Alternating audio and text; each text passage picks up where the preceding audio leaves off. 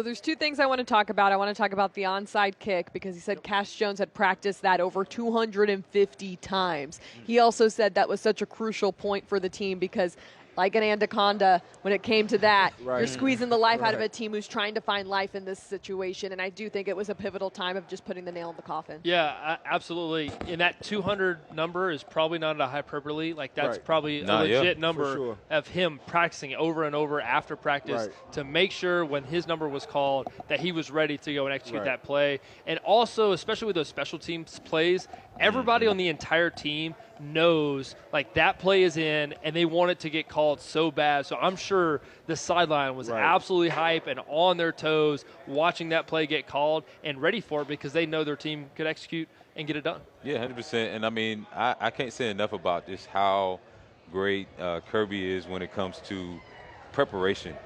Paying attention to every single detail. I mean, I'm sure obviously you coach by him, but just going to practice, man, and seeing – and listening to Kirby over the loudspeaker and just how every practice is like a championship practice. It is. No wasted time. Yeah. No wasted reps. No wasted rep. Things like everything those special is intentional. teams. Yes. Even walkthroughs. Those special teams moments like that, which normally you kind of be going through the motion. Kirby is on them, nonstop. So because guys it matters. have to buy in. Right. It matters. Because it matters. And you see it in the level of execution, even something that they haven't done in a long time. Right. It's executed flawlessly because of how hard they go in practice. And he talks about it all the time. I think that's a huge difference.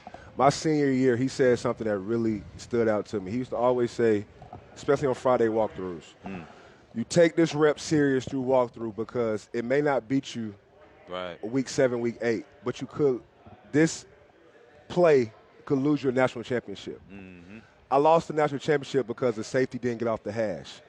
It's attention to detail. So what he said today, he did that 200 times not knowing when it was going to show up in the game, and it showed up in the biggest game of the season so far. Something he said where I was just like, period, full stop, that statement right there. He said, when we package the run and the pass together, we're very hard to beat. And that is the epitome of this Georgia offense. Yeah, and then the way they do it, they do the read, option. So being a defensive end, when you have that back, to you and that quarterback there, you don't know if I go to the dive. If I go try to tackle the running back, will the quarterback pull it? When you get in the red zone and you got a QB like Gunner who is killing you in the red zone with his legs, you don't know where to go for the dive or to go for the quarterback, or they can pull it and throw it to the tight end. So makes you think. Yeah, you can't game plan against it.